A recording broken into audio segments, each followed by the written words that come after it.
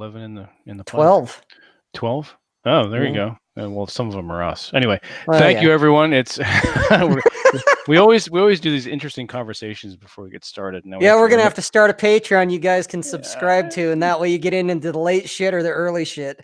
We'll give you access to the outtakes or the intakes. or the intakes, all the takes. We have a good time. We do absolutely.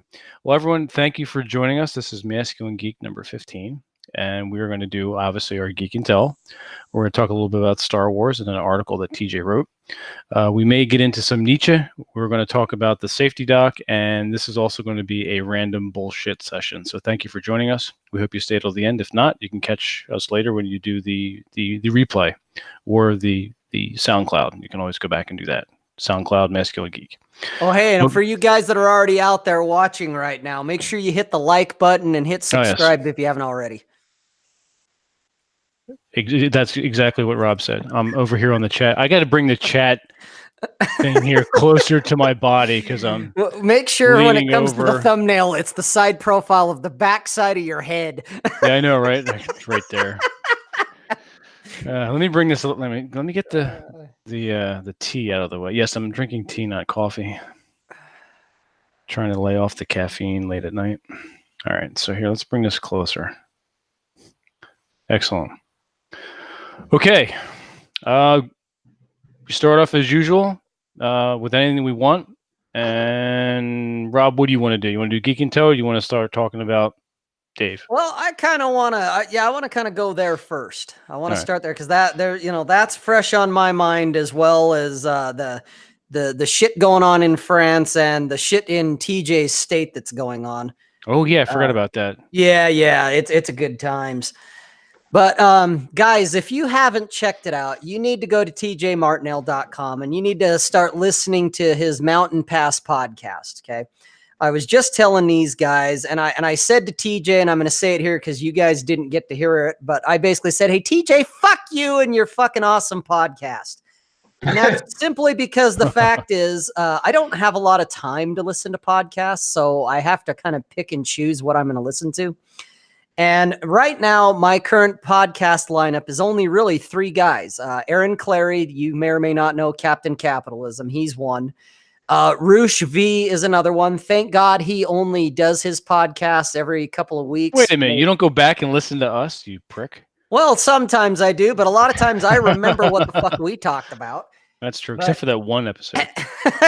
Well, yeah, episode 12. Yes, go back and the drinking episode. If you haven't seen it, go back and rewatch episode. Yeah, 12. Watch me, slowly slide into degeneracy. Yeah. Hey, I'm not drinking hard alcohol tonight. I'm just drinking fucking beer. Yeah, you think that's crappy beer, but what it actually is crappy liquor. But anyway, so guys, you gotta give TJ a listen, and I'm not just saying that to suck his dick or be his buddy here. The dude's got some legit shit. Okay, and his latest one, at least as of right now today, is he did one with a guy, Dr. David Perodin, and he's the safety doc. He's got a safetyphd.com is his website. This guy, he's amazing. The things that they were going into about school safety, about fortification. The parents get all fucking up in arms when something goes down, if it's a shooting or something like that. You gotta see this. This guy knows what he's talking about. He's a really nice guy, very, very knowledgeable man. I actually retweeted a tweet of his, or it was TJ's. I can't remember who actually originally put it out there, but it was about this podcast. And I retweeted it. Next thing I know, the dude's sliding into my DMs. And we have this conversation. It turns into an email thing. And I'm going to say it here online. I'm going to say it here live. We need to bring him onto the show. So Dr. Perodin, if you're watching this now or you listen to it later, I know I myself would love to have you on the Masculine Geek Show.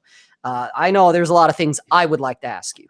So that's kind of my take there, but you guys need to check out TJ's stuff. It is actually phenomenal stuff. The man is a deep thinker. Yeah, he looks like he's about 12 with a fake beard, but the guy really, he's entertaining as well as educational. I sit there and I'm listening to him and it's like, You know, the guy disowns his own generation, which that's a fair shake.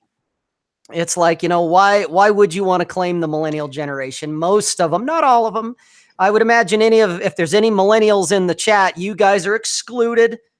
But the majority of you guys as millennials are dipshits. And TJ is not one of them. I can proudly say that I will induct him into the Gen X generation just because of how deep he thinks. So you guys need to check it out.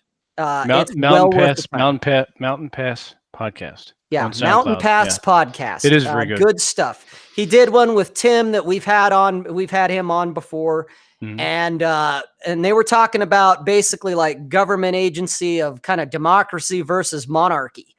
And I'll tell you what, it makes me want to go for a king. It's like, fuck it, let's have a monarch, man. Let's get some shit done. You know, fuck all this bullshit that we got going on, which leads me to my next thing. And I had to bring it up to TJ. Yeah, I'm monopolizing for a minute. Suck it up.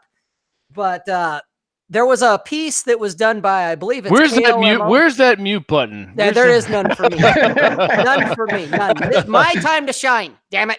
Oh my God. And guess what, guys? This is only my second beer. I've just begun to start warming up. Oh my! It's going to be one of them nights, Vince. I'm telling you. Fantastic. Go ahead, continue.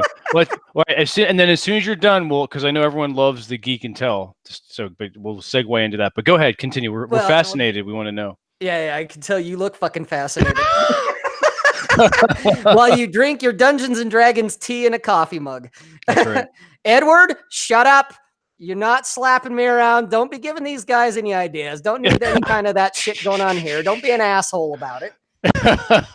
So anyway, KOMO, I believe it is. I'm assuming they're a local news station out of Seattle.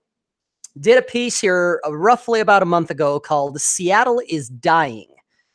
You can go to my blog, robsays.net. It's my latest post as of today, where I've actually inserted that video in. It's about an hour's time to watch, but it's worth the time, guys. I haven't been to Seattle in over 15 years was the last time. And I about shit myself when I saw just how bad it's getting there compared to when I was there, that it's like, oh my God, is this the same city? And part of me was kind of shocked and saddened by what I was seeing because the mounds of garbage and the bullshit that's going on there. But part of me has like zero fucks, zero sympathy about it because it's like, you know what? The people of Seattle, you fuckers voted this in. Okay, you created it. This is democratic socialism writ large and in real time. And a lot of the people were kind of wringing their hands and what are we going to do? And something needs to be done. And it's like, fucking start voting differently, guys. Okay, so if you ever need a case study of let's not have democratic socialism, check that out and look at San Francisco. They're two peas in a fucking pod. Can I add my own right, thoughts? Mike? Right. Go ahead. Go for it. You're a resident of the state, so I would love your take. So just for the record, I'm in the safe zone. I'm not in the occupied zone.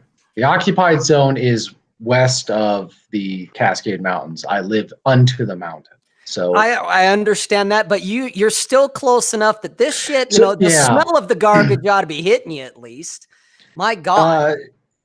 What's going on is there's people, Doug Casey, who's a crisis investor and he's a political philosopher. He has a distinct definition of stupidity. And it is the tendency to self-destruction. And it's also the inability to connect actions with consequences. And if you use that definition, there is a profound stupidity affecting people in this city because they think that not enforcing a law or a rule or an ordinance or whatever it is, they think that there's going to be no consequence, that will not encourage more people. They don't understand that offering free stuff to drug addicts like heroin injection sites or whatever is not going to encourage people from other parts of the country to do the same.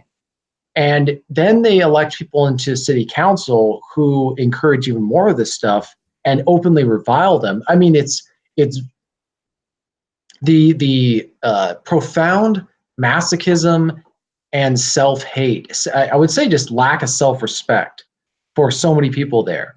because when I don't know, I didn't watch the whole Seattle is Dying documentary, but I've read articles written by other people or news articles and videos from news stations interviewing people who are frustrated with the direction Seattle's going. And every single time it's the exact same thing. These people voted for those who are in power. And my only response is you got what you asked for. So what are you going to do differently? And it just amazes me that the people of Seattle, this is what really I think is astounding. They live in a democracy, or they got the city council that's elected by the people. If you have crappy representatives on your council, you need to look at your own self and say, we need to change who we are and our priorities and our values so that those new values are reflected on the council, so that those new values are implemented with city policy. And it really is this pathological belief that the criminal is the victim and society is the true criminal. I get it. I get where you're saying. Yeah. It just chaps my ass. People need to, this is a question that you really, if you are in a city that's about to deal with stuff, you need to get them to say on the record, do you believe criminals are the true victim and society is actually responsible for their crimes? And you need to get them to speak on the record about that, because here's the thing. If you believe that, it's reflected in the values of letting homeless people and drug addicts and rapists and people who sexually harass young college students, fucking thieves, all that thieves. They get away with committing crimes. No accountability. But if you're a business owner who pays your taxes and all this other stuff, and you don't want to pay an additional tax, you are literally Hitler in their minds. Right. You are evil according to them because you are part of the system, and the system's evil. The scum of the universe is, it's almost, I don't want to use the word satanic, but it's just, it's the opposite. It is. Oh, yeah, God. I guess if we're going to go there, it's in my mind. Why not? Let's fucking go there. It's satanic, because man. Think of everything that violates just the natural. John Milius, the guy who wrote Red Dawn, I think was a scriptwriter for some Dirty Harry films, and he also was the guy who wrote the speech from Jaws on the USS Indianapolis. He said in an interview that people understand innately right from wrong. And so we all look at stuff that goes on. We know when people are doing things that are wrong, right? When you go do graffiti on people's homes or on public property and you deface things, if you make things ugly, it's wrong. Right. If you are destroying the streets, if you're destroying the quality of life, and it's the people who value defiling beauty, my God. Well, as Chateau Hartiste would say, it is literally the forces of ugliness and lies against the army of beauty and truth. And this is an example of that. If you love beauty and truth, you will you will look at this and say it's wrong. If you are on the side of ugliness and lies, you'll look at that and rationalize it. You will defend it. You will excuse it. You will do anything other than say, this needs to stop, and I don't care what the excuse is for why it's going on. Well, all I know is, I knew shit was bad there, but seeing that documentary, that report, whatever you want to call it, I was a little skeptical when I very first started watching, but where it is kind of a mainstream media, it's like, oh, okay, what's this? But, I started watching and realized, you know what? These guys that put this together, they actually did a fair job on it. They did a fair representation. It wasn't trying to sell the narrative. If anything, they're trying to say, wake the fuck up. So what's going on here? It was fairly objective. Yeah, it was. Yeah. That kind of blew me away. But then just to see the bullshit. What was interesting is, oh my God. What was interesting is the response by a lot of people within the Seattle area. And so this is, I think people don't understand what's going on, because one of the things that people did as a response to that is they looked at crime stats and said, oh, well, we had worse crime at this other period of time. Now, there's a couple of responses to that that could refute that. One, they just don't report it anymore because it's not going to get prosecuted. I would make a different point. It's that when they say Seattle is dying, they're not talking about high crime, because a city can survive high crime. No. The Like fucking 1920s. Detroit. Well, I would say, but look at the 1920s. That was a very violent period in United States history. That was the Roaring '20s. You had the Irish gangs. You had the Italian gangs. You had, cops were. A lot of cops were. You talk about a war on cops. Go to the 1920s. Oh yeah. When it was like full reign on them. It was open season. It was open season on cops back then, especially if you weren't taking a paycheck from Al Capone or Meyer Lansky or something like that. But what he's talking about is the death of what made Seattle such a beautiful area. The idea that, here's an example. You look at a public park, and you look at what today, where there's homeless people who've taken over it, they're selling drugs, they're shooting up heroin, there's needles everywhere. You can't take your child there. There's only two responses.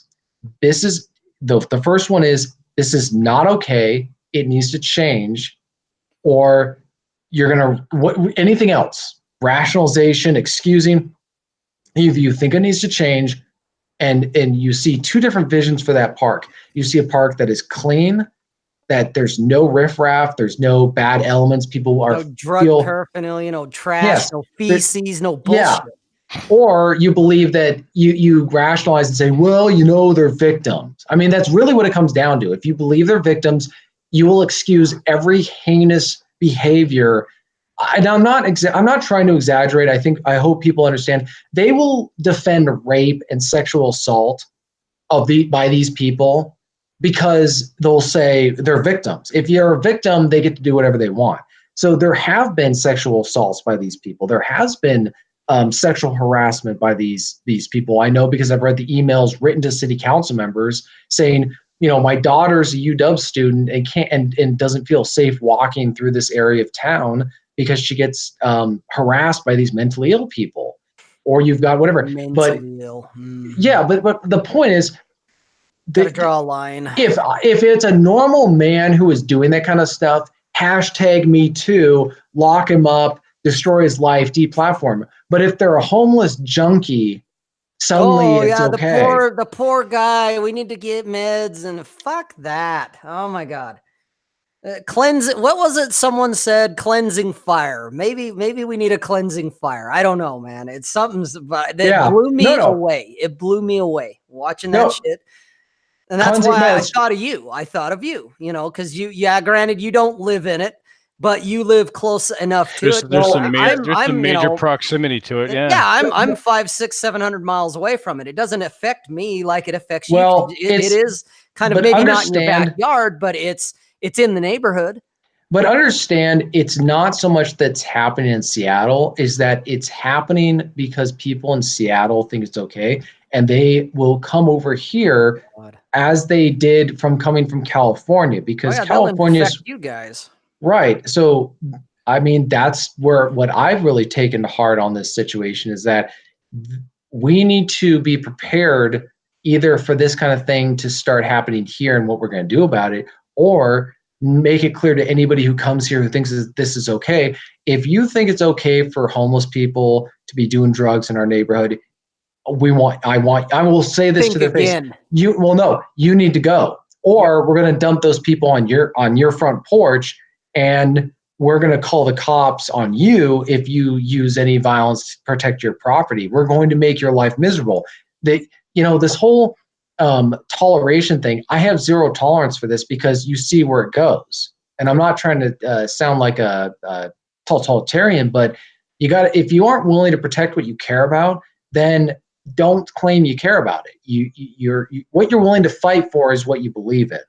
And so absolutely. I want to live in a community that doesn't have drug problems, that doesn't have homeless people that are look, there's a difference between somebody who grew up in this area and is on hard luck and just can't find a place to live and needs a little helping hand. That's one thing. Yeah. I'm talking about somebody who comes here to leech off or cause problems, and especially if they're into drugs. I have zero sympathy because guess what? Nobody feels sorry for me when they break into my house and steal my stuff. Nobody says, we need to get rid of these people. It's, well, man, they're whatever. It's just like nobody cares about. Man, I can't get a break, man. Yeah. And so you just understand, guys, and I'll just throw this out. This isn't geek culture, but this is just politics. This is how strong men come into power.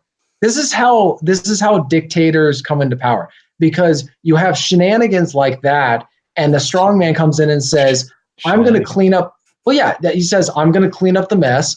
I'm going to make things work. I'm gonna get the drugs gone. Yeah. I mean, you got the guy in the Philippines who's doing that, and then you have in Singapore, it's basically a totalitarian state where they don't fuck around there. Well, yeah, they shoot their drug dealers and drug smugglers, and guess what? They don't fuck around there. Well, right, and guess what? They don't have a drug problem in Singapore.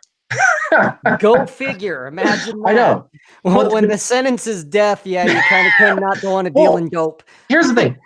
Unlike America, this is the problem. This is what's so dysfunctional about America. We pass laws, and then we create an exception for every single part of that rule for every single person, to the point where the law is just a joke. Mm-hmm. And so, whereas in Singapore, they go, no, the every exception is the rule. We shoot you all, right? Yep. So my whole argument is, if you're going to have a law, enforce it. Yep. And if you don't like the law, get rid of it. But don't do this thing where if you don't like the law, you don't enforce it. Unless, of course, it's gun control laws, which, by the way, you don't enforce at all. But I'm talking about laws where it's designed to prevent something that's not good for society. Gun ownership, fantastic. Drug use, nah. There's no healthy society promoted the use of heroin ownership. But free societies are armed societies. Yay! We like armed societies. Hey, that segues into something real quick for you guys. TJ, Vince moved to Utah. We're an armed society. Yes, we don't have the problems nearly as bad as it's going on in Seattle or in California. Yes, Rob, we said the same thing in Washington back in the 90s. I believe it. Yeah, so we're considering the masculine geek fortress. Don't worry. The fortress. Yeah, we'll build our own fucking wall. Yep. Yeah. Well, no, I'm joking. Like, there's people on this side of the mountains who joke with me. We need to build a wall, just not along the border. We need to build one at the mountain passes. And we need to vet. It's just, where are you coming from? Cut off the water supply to the valley while you're at it. Well, we just say, where are you from? Oh, you're from Seattle. So did you vote these people in? Yeah. Get back. Right. You know, exactly. We're giving you just one chance. Step away from the line. Step away from the wall. Not welcome. Yeah. Oh, shit. Oh my God. So that was kind of my couple of things, I guess, is that Seattle is dying. For some reason, I've gotten a hell of a lot of traffic on it today. I don't know what's going on there. Oh, cool. But yeah, it kind of blows me in. I'm getting traffic from weird sources. Like, when I check my stats on my site, there's the usual suspects, that, okay, here's Twitter and here's this and here's that. And now I'm getting like 3 or 4 others that it's like, what the fuck is this? This isn't normal. So it's gotten some traction for some reason. I don't know why, but I'm glad for it. So thank you guys for reading my article. But it's just me kind of talking about what I'm talking about here. That it kind of shocked me. I was definitely sad because Seattle, when I was there, was absolutely beautiful. I wouldn't want to live there because of the rain all the time. That shit got old real quick while I was there. But I enjoyed the atmosphere in general. It's a pretty town, green as fuck. And then I see these it looks like a third world shithole. And it's like, that's here? Really? Holy fuck. And so I was and it blew me away. And immediately I thought of TJ, because I know while it's not his house, it's not his neighborhood, it's kind of close. Well, it really comes down to values. Oh yeah. And when you see something beautiful being defaced or being destroyed and you don't care, defiled. You see it being defiled and you don't care. That says something about the people. This is my point.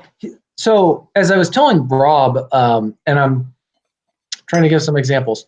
So Seattle's tolerating what's going on right now. But imagine if, say, I'm just trying to think of things that Seattle would not tolerate in their town. Like, make a list. I'm not trying to give you a specific example. No, I want I you get it. I know what you're create. saying. Well, and also people who are listening. Think of all the stuff that I would say political groups, religious groups, anything that they would not tolerate, even if they were peaceful and they were cleaning up the streets, right? Those people they would hunt down like a dog or whatever, a fox. But this kind of stuff they tolerate, and so this is where I'm not sympathetic in the slightest. Kind of like what Rob was saying, because the only way it's going to change is when the people understand it's your fault. Don't look at your city council members. Don't look at the drug dealers. Don't look at the homeless people. It's your fault. It's entirely your fault. You wanted it. Yeah, you Right. fucking wanted it. And that was kind of my take on it at the end was, you know what? You fucking created this. This is what you wanted. You made your bed. Now fucking sleep in it. Right. You got to force them, and you got to shove it in their face and say, no, this is the result of your actions, your decisions, your choices, your vote. And you need to own up to that. And if you don't own up to that, then you're just, more of the same. Well, you are the problem, not them. They're a symptom of a problem that comes from you. Yep. You need to go look in the mirror and say, I have something profoundly, disturbingly wrong with me, and I need to change. If you won't say that, then you got to just keep them, basically say, stay in Seattle. Yeah. Now they want Seattle. It's like tough love. It's like somebody who does drugs, and then they want you to give them more money because they've blown all their money away on coke. Yeah, how do you deal with that? It's called an intervention. Well, that or greasing the rope.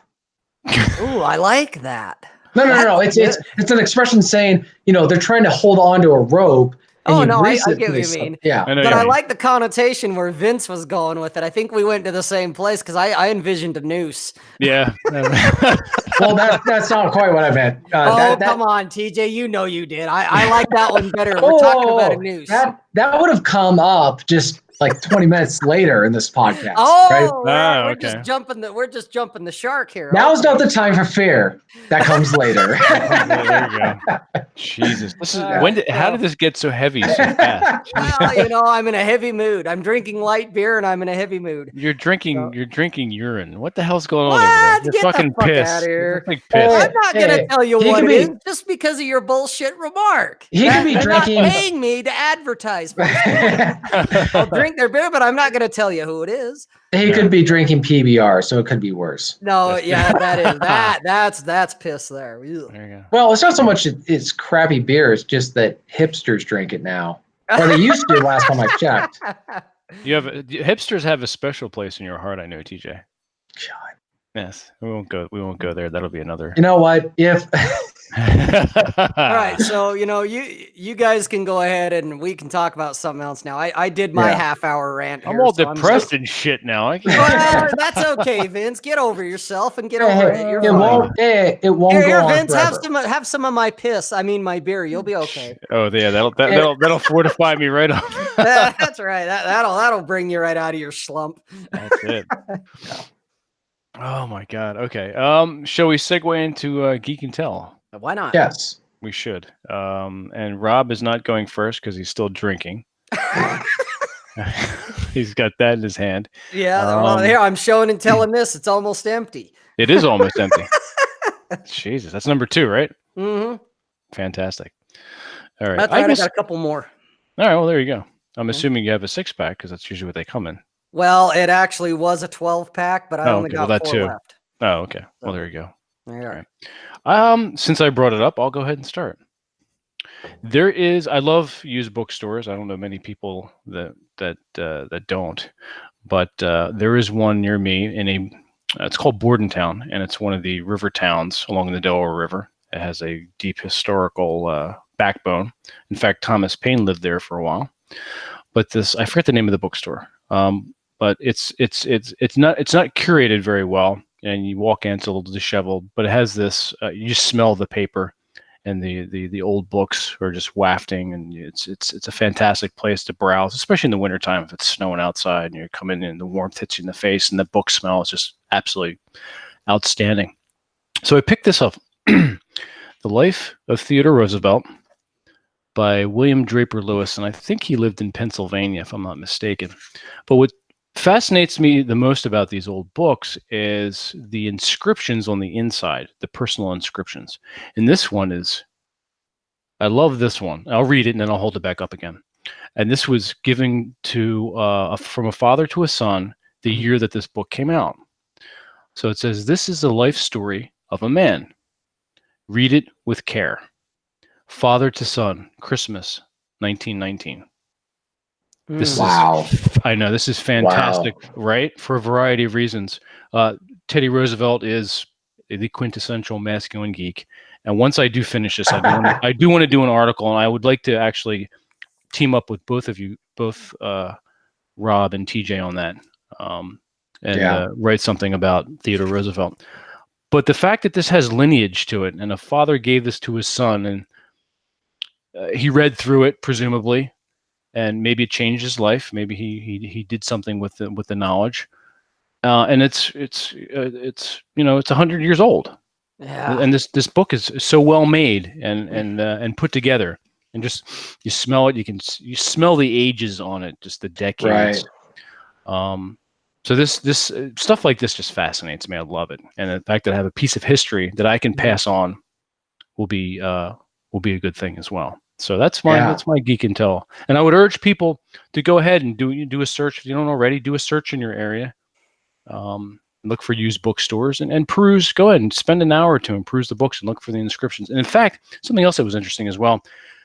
Sometimes people will take, maybe you've run into this as well, TJ. They'll take newspaper clippings from that era as bookmarks. And there was I was going to say, I've got books from relatives and great grandparents where like they're chef books, or I have the White House cookbook. I need to actually pull those books out, and they have all these newspaper clippings. Yes. From that time period. So it's actually really fascinating. Mm-hmm. I'm looking up, by the way, if people were wondering, I'm looking up at this bookshelf I have that's full of these books that I got from my grandparents, and one of them is this the White House cookbook from Roosevelt's time. It was Theodore Roosevelt's wife who wrote that book. Cool. So that's very cool. And we'll do a later show and tell. Yeah, absolutely. Yeah, bring it. Yeah, for next one, bring it down. Yeah. This is one of the bookmarks, and I'm presumably is from 1919. Nice. Yeah, it's a that's badass. Colonel Roosevelt as he came out of jungle. Theodore Roosevelt. Yep. And that dude was that always. Speaking of Red Dawn, because I had mentioned it earlier in the podcast. Hey, that's on cable right now. As you mentioned it, my screen's on, and that's on right fucking now. The Comrade Colonel, they just shot the shit out of those guys and landed their choppers. I would estimate the enemy body count at 12. And so, that part of the film. Yeah, that part. We're coming towards the end. Wouldn't you agree? I only see one. Yeah, they 12. take away their dead. And then, of course, he lifts up the girl and it blows up. The grenade goes off. Yep. Yeah, exactly. So speaking of your favorite film ever that you have to drop about every time we do this show, it's on right fucking now. Well, it started out on such a great note where it's showing that statue of Theodore Roosevelt, and it says, "I would rather something like dare mighty things with brave men than live with timid souls who know neither victory nor defeat." That last part, who know neither victory nor defeat, that has always affected me ever since I watched that film. It wasn't that in reference to the Battle of San Juan Hill. But it really summarizes in that era almost a masculine virtue is just, I would rather stand for something than to stand for nothing. No, absolutely. I agree. Fight for something or nothing, because people, I know people who do not like Theodore Roosevelt as a president for his political things, but at the same time, I look at a lot of the stuff he accomplished as a man, and there's nobody on the regardless of how you feel about the stuff he stood for, what he advocated for, whatever. This was a man who was first of all, a masculine man who built his own body from fragility. He was he had horrible asthma. He was yeah, very frail. And his father basically said, "Look, you can go ahead and indulge yourself with the life of the mind, but that's not going to. You have to build yourself. You have to build." Well, and the other thing is, he was born in wealth. He could have just sat on his loins and done nothing. Oh, absolutely, yeah. His dad built this weight room for him and said, God didn't give you a strong body, you got to build it. So he built his own body. The man was absolutely fearless. He had a cushy job in the Navy as some secretary, the secretary of the whatever, and he resigned to go fight in open combat. Like, guys, he was assistant secretary to the Navy, yeah. Yeah, he was assistant secretary of the Navy, goes and fights in San Juan, charges up there. Who does that now? Nobody. None of our leaders have the slate. This is where I want to do a specific podcast on this with masculine geek type stuff, but it's the same thing with all these leaders in history where we like to look down on them or judge them. It's like these are guys like William the Conqueror, Julius Caesar, all these other guys who believed in their right to rule so much that they put their own lives on the line, right? William the Conqueror fought at the Battle of Hastings. Julius Caesar was at this very desperate battle in Alesia, which was in modern-day France, where when you're dead, right? They weren't just sitting back in Rome telling other people how to fight their wars. They were on the front lines themselves. So this is where I really get drawn to these men. These are men who believed in, when they said, I am the ruler, they were willing to die on that claim. Whereas how many presidents today or leaders in any major political, in any major country would risk even the slightest bit of harm to protect the legitimacy of their rule? None. Right. Here, I'll read a quick passage from you. You'll appreciate Okay, go ahead. He often expressed his regard for honest, courageous manhood, whether he found it in a cowpuncher, an Indian, or even one of those Western desperados popularly known as a bad man, if he betrayed generous impulses and was willing to improve and live squarely. In this strenuous life, and this is important, he wrote, "Thank God for the iron in the blood of our fathers, the men who upheld the wisdom of Lincoln and bore the sword in the army of Grant." And this goes back to what you just said. There are no men who do this. It's not something Right. that's even seems to be in our makeup anymore. I always respect, regardless of politics and regardless of anyone's, regardless of what their actual beliefs are, I will always respect a man who's willing to risk everything for what he believes in over somebody who won't risk anything for what they believe in, even if it's true. Correct. Now, I may disagree with them, but people confuse respect with agreement. It's this idea that I have respect for a lot of men throughout history who I would disagree with on pretty much anything. And this is where I will respect an enemy who's honest, who openly says, I'm against what you believe, I'm here to oppose you, and they do so in an honest and open way, as opposed to somebody who in this worm tongue sense pretends to be on your side while eroding everything that you stand for. They are the most vile people on the planet, and if I was inclined to hate, which I don't, but if I was inclined to hate, I would hate such people. People who pretend to stand for what you are, pretend to believe what you believe in, and they use it. They don't. They're liars. They use it against you. Yeah. Well, they engage in deception to convince you that what's bad for you is good for you, or for what you stand for. The traitor is always far worse. As Cicero said, the traitor is always worse than an actual enemy.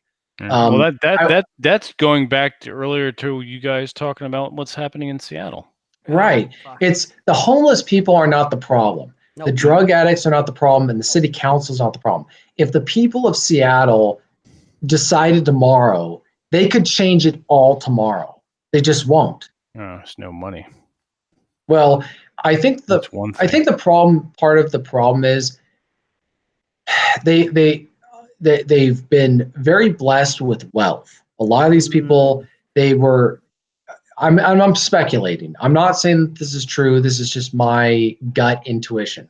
You have a lot of people who got into the tech sector at the right time, at the right place, and when it was booming in Seattle, for the last 10 years, it's been a boom, and they've made a ton of money. These people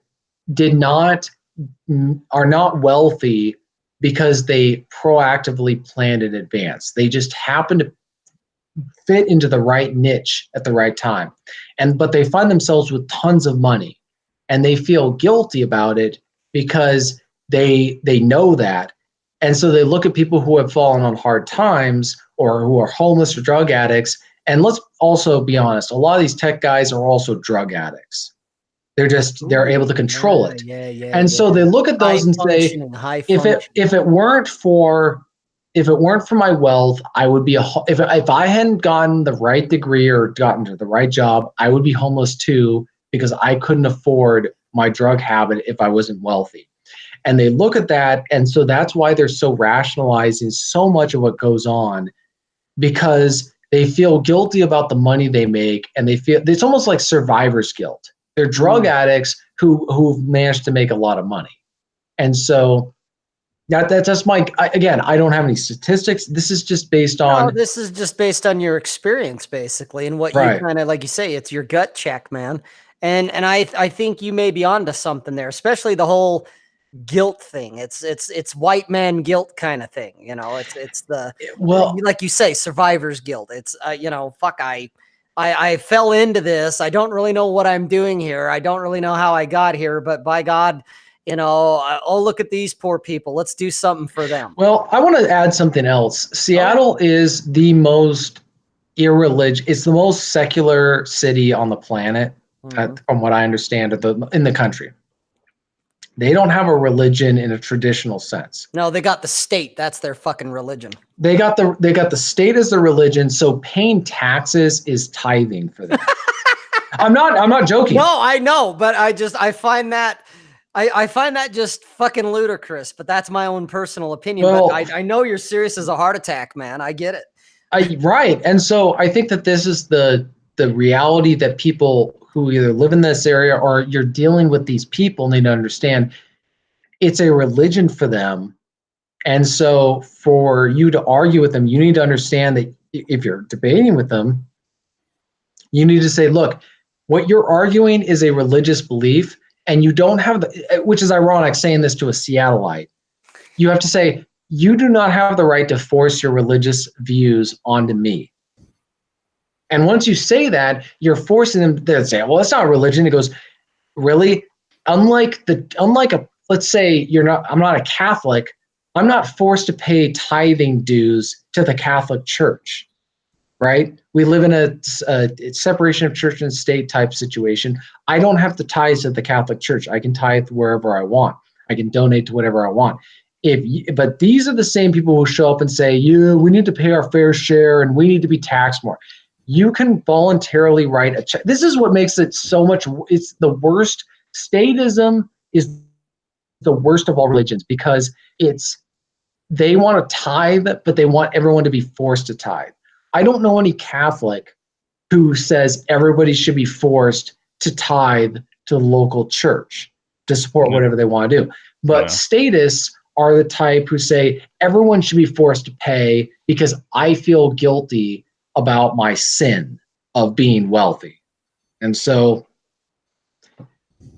yeah, that's kind of just the, I think that, people always say that they, not to get, I guess if we're going to get on this, but people say that they don't have, I don't have a religion. Yeah, but if you believe in state. Yeah, if you believe, everybody wants to come up with a replacement. So if you don't believe in one thing, the same people who mock, the church, okay, but then they say, oh, but I feel guilty about having all this money. Why do you feel guilt?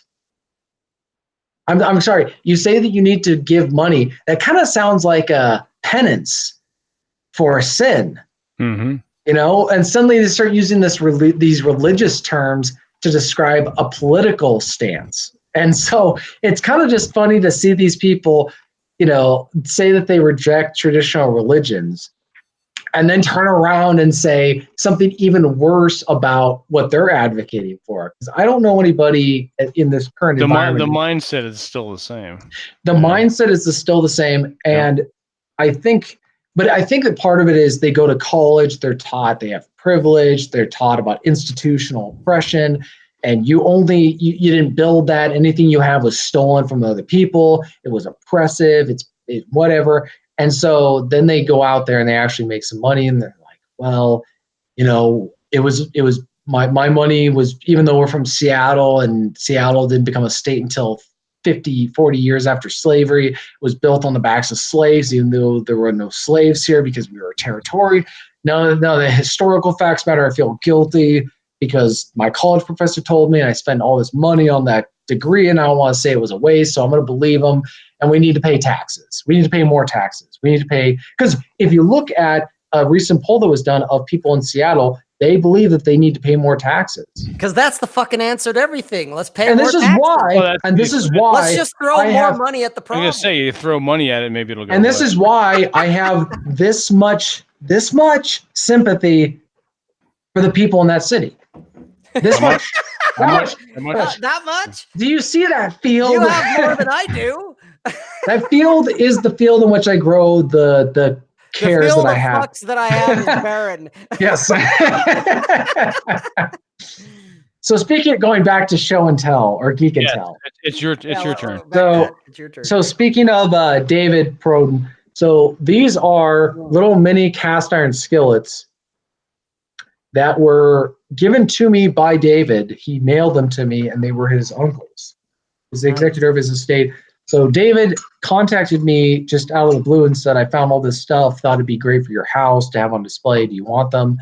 And, on his own, with his own money, shipped them over there. So that tells you a lot about the kind of guy that David is. And so we were just talking about him earlier on the podcast, and I'd love to have him on. But if you haven't listened to the podcast that I did with David, I've actually been getting, Rob's not the only person who's contacted me. There's other people, friends of mine, who don't even listen to my podcast, frankly, very often. They've never reached out to me about anything I've done, but they reached out to me and said, called me up and said, man, that was a fascinating episode for him to bring up all this stuff. They were really fascinated with the fact that he's brought up this Boy Scout book that was written by Baden Powell and all that. And so I just think that it's definitely, I didn't really think about this at the time, but it's not an episode for someone who's just a safety expert or somebody who's advising schools.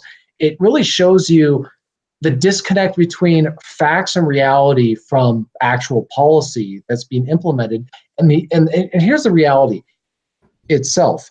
If this is how it is with school safety, what other areas of our lives, when regarding public policy, have that much of a disconnect? Right.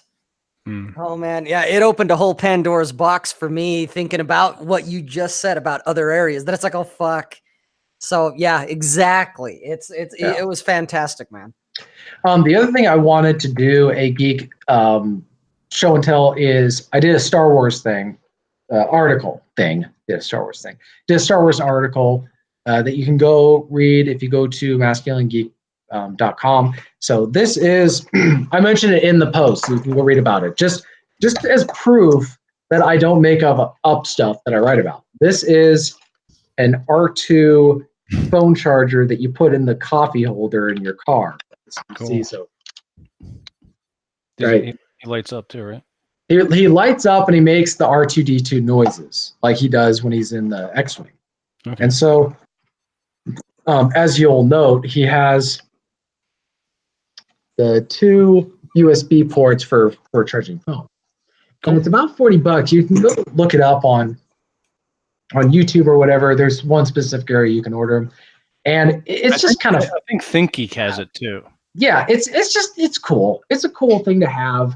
I needed a phone charger, and this was it. And I love Star Wars type stuff. But I wrote this article because the latest Star Wars trailer for the new Star Wars movie that's going to come out was released. And some people took pot shots at it and just the series in general. And the fanboys just came out like cockroaches exposed to light. And so I felt the like soy boys came out.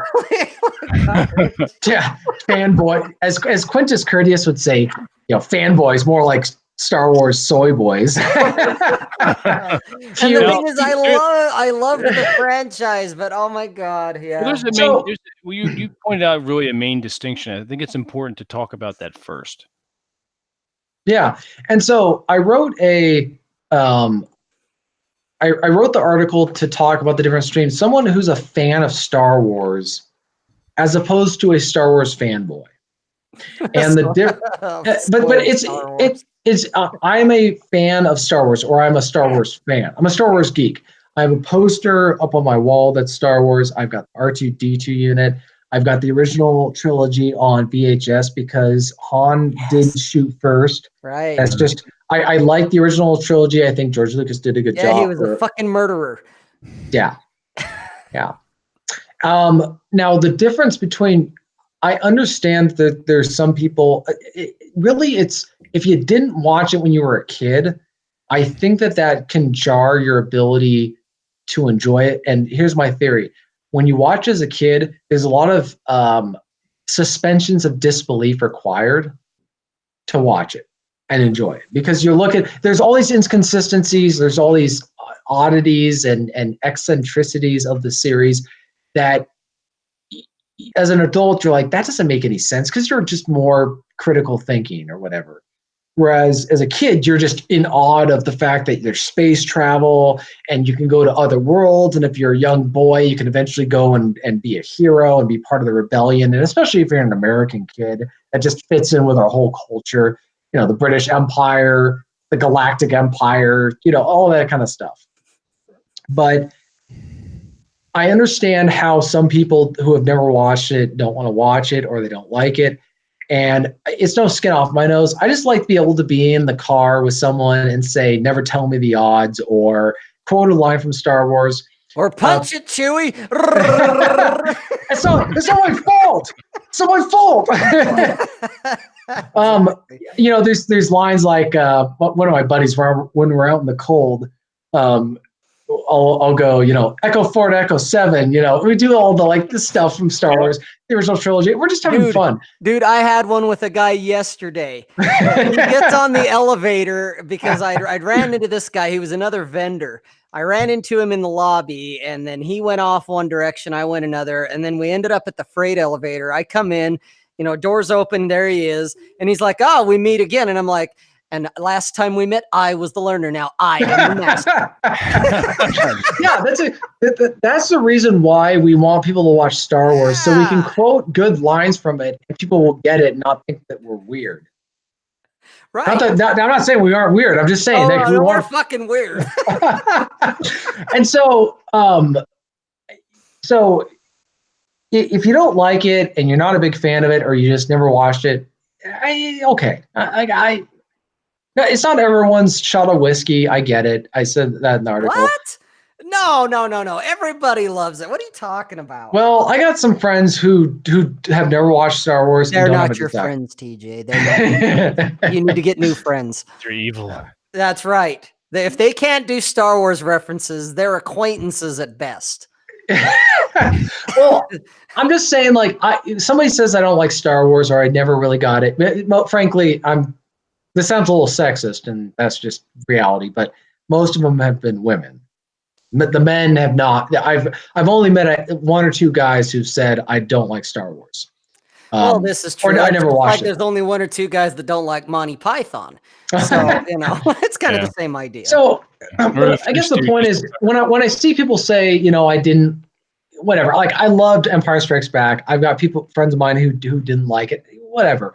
But the thing with the Star Wars fanboy is, and this is where I really honed in on this in my article, they will defend anything with the title Star Wars on top of it, right? They defend it, as I did as a youngster, and we were talking about this before we did the live stream, because the prequels came out when I was a youngster, and I went to them and I kept hoping for the movie that I'd built up in my head, and everybody since The Last Jedi or Return of the Jedi came out, we built up this movie and this story in our heads, and we were just hoping for George Lucas to turn it around, and it didn't happen, and we were trying to rationalize it. I get it, but then you got older and you realized how badly he mangled it, and then you said, I'm done. We're done with it's over. You had a shot. Maybe we wait until we're in our 50s and we have a shot and George Lucas is dead. Then he sold out to the evil mouse. And they came out with the evil Force empire. Yeah, he did, like we said before, he didn't even think about, oh, you know what, I made a mistake. Let me go back and fix this. No, fuck it. I'm just going to sell everything. Right. And so, yeah, he's sold out for 30 billion shekels. Blood money, blood shekels. Right. and so when the new films came out, I just said, all my friends were saying, "Oh, you want to go see it?" And I was like, "No, I don't want to go see it. I'm not." And on top of the fact that I was done with anything to do with George Lucas on that stuff, then the makers of the film were openly just spitting in the face of men like me. I was like, you expect me to dole out my money and free time to go see your movie? You don't get whatever. And so people went and saw it. And of course they're trying to rationalize stupid stuff like Rey, Mary Sue Skywalker, being able to fight like a Jedi Knight right out of the box. She picks up a lightsaber and suddenly she's this master Jedi and she's able to fly the Millennium Falcon better than Han Solo. And, I'm just waiting for her to start zooming through the air and fly better than Superman. And she'll be able to breathe space just like Leia did. Come on. Yeah. Oh, my. And but the thing is, I don't feel the need to explain, rationalize, defend, or whatever with the new series. I understand it's made by people from a different time period who are, it's like a mask they're wearing. Hey, we're Star Wars. We're just as Star Wars as 1977. No, you're not. You are completely different from people who hate the original trilogy. You're trying to destroy it. You're making a mockery of it. I'm not fooling it. Star Wars fanboys are like the girl who's dating the abusive boyfriend who tools her up, and then she takes her anger out. She takes her anger out on the guy who has the temerity to point out that she's dating an abusive jerk. And she goes, "But he loves me and you will never understand that, and screw you." And then the cop shows up after he's done tooling her, and she yells at the cop for suggesting that she follow SAR charges, right? How can you possibly suggest he loves me and we're going to be together forever? And of course she ends up dead on the floor because he strangles her. Yeah, you had me at tools her up. I'm just saying, like, we all know that. It's like how many punches in the face can a Star Wars fanboy take before they say they're done? And how many kicks in the ass can you take would be a better way to put it before you're done. Oh God, no shit. How many bruises on the face before you admit that your boyfriend's abusive, right? Like how many? And I say that. I just don't. God, what does it take? I saw 3 seconds of that trailer and it was Rey, and I decided, man, I want to tool her up, man. Fuck this. That's where that's going to be the new catchphrase for me, dude. Is tooling her up, man. That's good. Well, no, I with the whole Rey with Mary Sue Skywalker. I mean, she is the Mary Sueest of all Mary Sues I've ever seen. It's like so fucking absurd. Fuck. Ridiculous. Well, and Rollo was talking about this when we had Rollo Tomasi on, and he discussed it when it first came out on his website. Mm-hmm. But it serves repeating. They were trying to put a woman in a formerly man's role, and they don't understand how men like Luke Scott and some person pointed out, well, Luke got his lightsaber in the first film. Yeah, when did he fight Darth Vader? That's right. at the end of the second film, after going through numerous training, And guess they're what supposed to happened? He first- got his ass kicked. Yeah, and he got tooled up, right? You know, That's the word of the evening is tooled up. Vader tooled on his own kid. He got his Right. fucking Well, ass handed to right. him, man. It's Ray, on the other hand, that dumb bitch fucking won the fight. It's the whole, Right. the whole process that the man's going through. Yeah. The hero, Right. And this is the hero's journey. well, then you had the last social justice warrior. That like if we had an inquisition in this country, that would be we would have a trial over that film. I would at least advocate for a trial. I would break, and the reality is, so I almost a segue from that. So that's the thing with the fanboys. The fanboys will defend to the death anything Star Wars because there were people who criticized the trailer.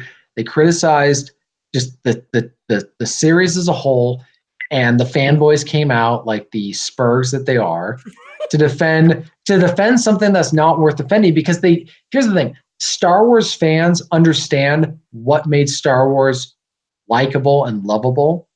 Whereas Star Wars fanboys are using it as an obsession to distract from their loserdom in other areas of life, right?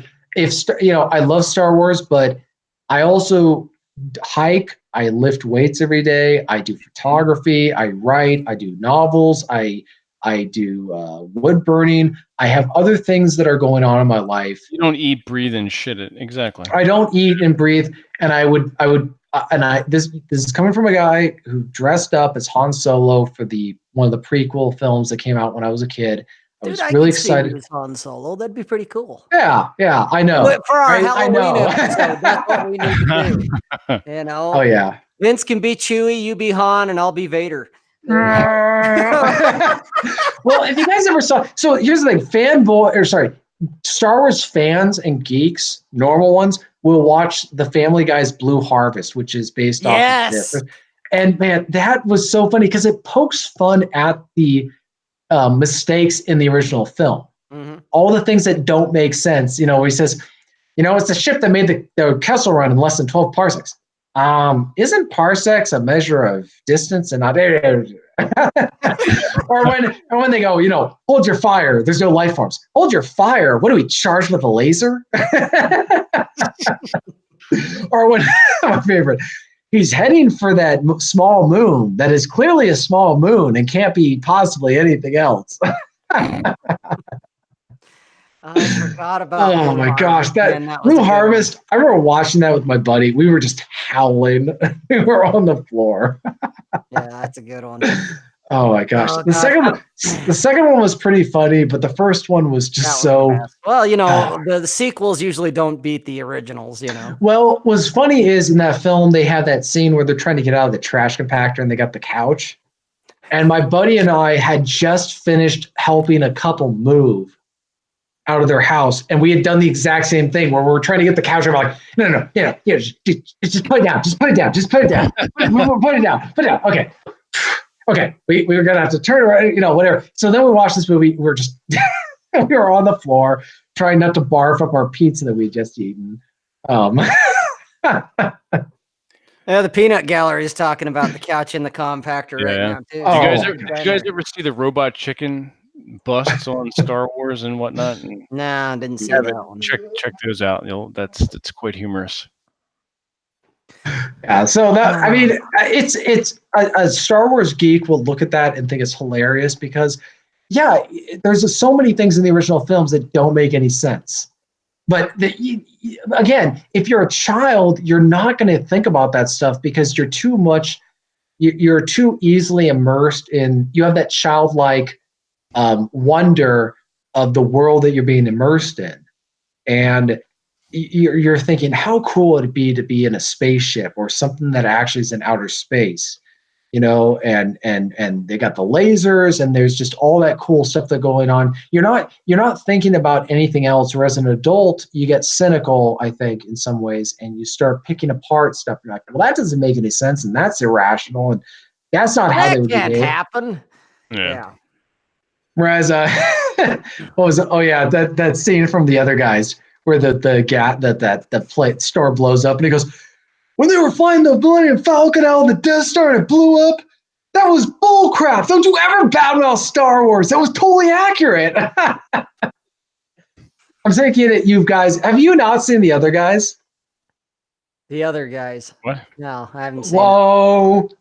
Whoa. You both, you have had your geek cards revoked. Oh, What fuck are you you. talking about? You and I don't know how to set up a webcam Okay. until episode I'm 6. appealing to the audience here. If there is a decent person in this audience who's seen these Other guys Guys. in the audience, fuck it, TJ. They're not going to listen to you. They don't know. Oh, anything. come on. No. Come on. Hang on a second. What the fuck? are Hey, you talking speaking about? of the audience, hey See, guys, it's 8:05. We're in it a little over an hour, yeah. so gotta do our little midterm break here. just about I'm to say seeing something. 23 of you watching right now, and I'm seeing 15 likes. So guys, please like the video. Oh, we got Please subscribe if you Edward haven't already. siding with me. Other guys, yep, yeah, exactly. I was Anyone right. who wants to say TJ's right, hit the like button. Anyone wants to say that he's not right, hit the like button. That would be great. Just hit the like button regardless. Yeah, just hit Okay. the like button. Come on, guys. Come on. You can do it. All right, so there's a movie called Other Guys. How have you guys not seen The Other Guys? TJ, we're not all you. I know. Well, not everybody can be me. That's right. We can't be all tooling on women. You know, all it's day. not. No. To be fair to both you old timers, it's not nearly Here we as. go. It's not nearly as bad as being over the age of 40 without having seen Doctor Strangelove. That's not nearly as bad. If you have not seen Doctor Strangelove, if you're over the, you weren't alive when it came out, but you're over the age of 40 and you haven't seen Doctor Strangelove, you pretty much shouldn't be giving any advice on either movies or also attractive women. Anything really. Just anything really, especially whether or not Ingrid Bergman is a Nordic goddess. Oh, my fuck. God, here we I go. knew I was waiting Wait for for that it. one, Ingrid. Oh, my God. don't know, she's Ingrid Bergman, I got a fucking blow load. She's kinda got that man. She's kind of got that man jaw going. I don't know. Thank you, Vince. Thank Sorry. you. You're all dead wrong. Dead wrong. Dead wrong. Yeah, go I- tool hang on on. your poster of Ingrid, all right? Everyone go look at it. Just go to Google Images and pull up Ingrid Bergman and take it. Let's go into the chat and let's see if if she has that man jaw. Man jaw. Pull it up, Vince. Come on, put a picture of her in the chat or something, or put it on screen so we can all look at it here. Hang on. Because I have a Ingrid feeling that Bergman, you. man. Well, me, I'm and sorry the that peanut gallery are gonna have a she's different too opinion. feminine for our modern, soy boys No, who need a girl. Come on. The guys in the chat will probably say she looks like a man. So come on now. Well, I have faith. I have faith in our. First of all, our listeners have seen The Other Guys, so I'm going to have faith that they actually. Not all of them. Only a couple of them have seen it. The silent majority. You're fucking pulling cards here. Stop it. She has a very wide face. It looks so. Can you put that up on screen? Share it on screen or something so we can see this. Hang on a second. Let me go. I have a photo that I can pull up, which will win any It's the debate. photo you keep in your wallet, I imagine. he's got a little picture at his bedside. It's a picture of him next to her. I photoshopped it in, guys. You know what we're gonna do? Rob, here's what we're gonna do. We're gonna find one of those movie standees of a. Oh yeah. And we're sending it to TJ, and he has to put it behind next to the Crusader cross, just like right. Yeah, no shit. Or get one if we can find one where she's sitting and TJ can put it next to him. He's standing, she's sitting. All right, so as Metal Drummer said, she's okay. That's a way of saying she's a solid. Dude, okay. So I'll concede. I'll concede on one single point. There are certain photos where she looks okay. There are other, but in Casablanca, she is drop dead gorgeous. And here's the thing. Jesus Christ. I'm gonna give you that. I'm gonna push another thing. It's not so much the people who don't find her attractive. Then you go, well, who do you find attractive? And then they say, oh, Michelle Obama. What? Oh my God! You mean the guy that looks like a woman? I mean, yeah. Whatever.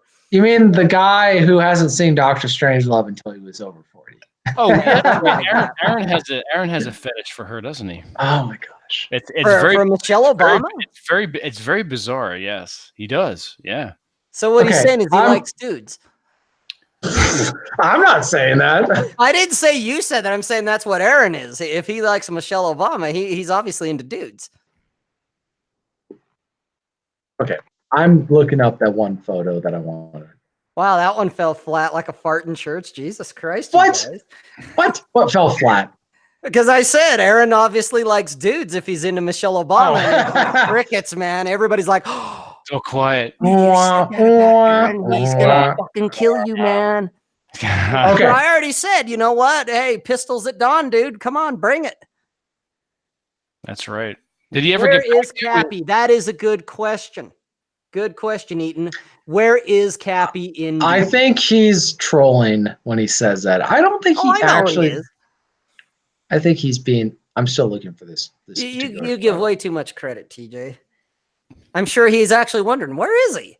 Aaron's doing his own thing. He's got his own show going on. We'll bring him back in maybe next week. He'll show up in a while. He's going to have something to say to me because I have challenged him to pistols at dawn, and he's. I mean, I'm not okay. So here's the thing. I'm not saying that Ingrid Bergman was a flawless specimen. Oh yes, you were. I'm saying that she was. I have a preference for the Nordic features. That's just my personal. Come preference. on, bust out the photos. Let's fucking do this here. Well, I mean, you get it. I'm tired of the buildup. I want the payload. Come on. Oh God. Payload.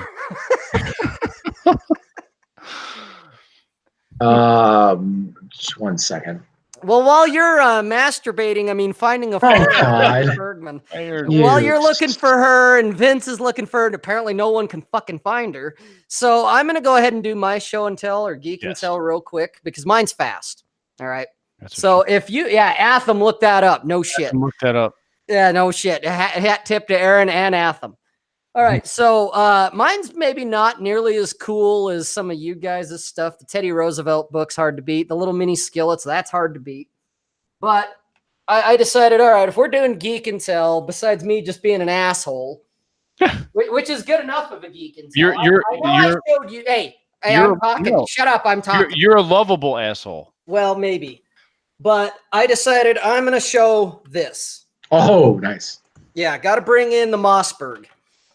Okay, so this is my geek intel. Okay, I did the AR-15, I don't know, a few episodes ago. So this is my Mossberg. I know I showed it to you guys after the show, but I don't recall if I showed it to the general fans. So it's got a military grade barrel, so it will withstand a lot of high heat, which means slugs. It'll kill off a few drug addicts. Oh, this will take care of a lot of problems in Seattle. I'm telling you what. But I've got it lined up. There's 9 in the pipe, one in the chamber. I've got 6 on the side saddle, 9 or 10 here. And if you look at it, guys, whoop, knocking the mic around. They're staggered rounds, which is how it is inside the magazine itself. So I got double-aught buck followed up by slugs. Okay. The butt stock on this, I don't have any ammunition in it right at the moment, but the way it kind of works, you can, God damn, if I can get it to work. Oh, there we go. It'll hold ammunition right in the butt stock too. Each side has spots for the ammunition. Maybe see the other one there if the fucking strap's not in the way. There we go. Yeah. But so it'll hold 2 rounds on each side of the butt stock, plus the 6 in the side saddle, plus the 10 on the assault strap, plus the 9 and the 1. I have enough to wage a personal block war. It's got ghost ring sights, so it's got a little 0 here, and it's got an actual sight that is red at the end. Let's see if I can. You can't really see it. There, kind of the angle there. There you go. Okay. So it's not the BB that your standard shotgun has. This particular shotgun, the barrel length of it is 21 inches or 21.5, whatever the legal limit is before the ATF has to get involved. It's got the vented cooling, so it cools the barrel down quicker. And of course, it makes that wonderful, the sound that we have to love. Absolutely. So that's kind of how that is. You said it's But a Mossberg? what's up? Did you say that was a Mossberg? Yeah. Okay. Yep. Beautiful firearm. Definitely part of the home defense.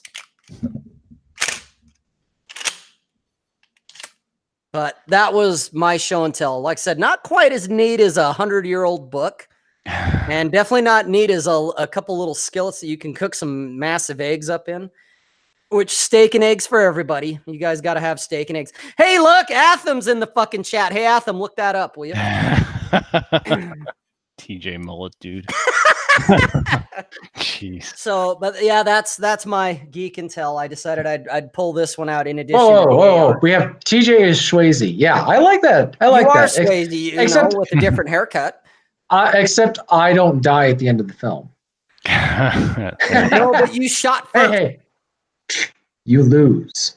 Guys, I got to that point in the film. Chat, what movie was that from? It better know. Well, I'll be right back. Come on, you guys had better know that. Apparently not. Apparently it's crickets, kind of like my remarks. So hey, we're doing good. What's up?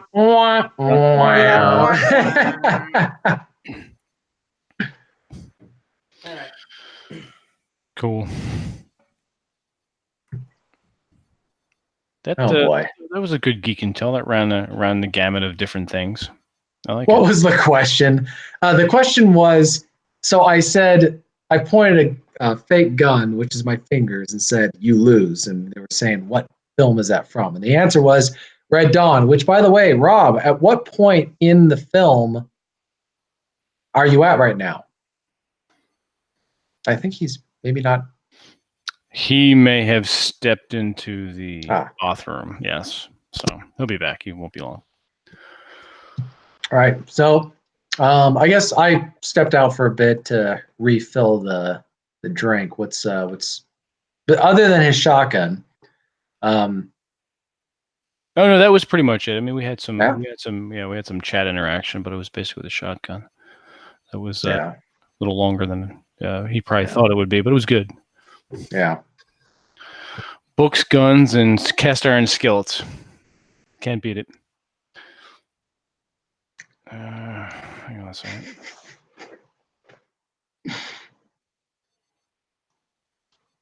Why is this freezing up on me? What's going on? Technology is great when it works, but gee, I wonder who said that last week. No, it's my turn. We can give gee willikers. You're saying your technology doesn't work. Yes, you know, a nod to Aaron on that one, but yeah. Your picture that you sent. Yeah. This one is pretty. I will. There's one shot of her from the film. I just think, look, I get how in some shots and some stills she doesn't look that attractive. But I think the other problem is this is where we break down jokingly, all seriousness aside. This is where we break down into preferences, where different features on a girl's face or just whatever, what you like, what you find attractive in a certain sense. Because some guys will not like the Nordic features, because she definitely, I've seen Nordic girls before, or at least ethnically, maybe not, they're from Norway, but they have those features that I just think are attractive, but other people don't. And I get that, but I still like it.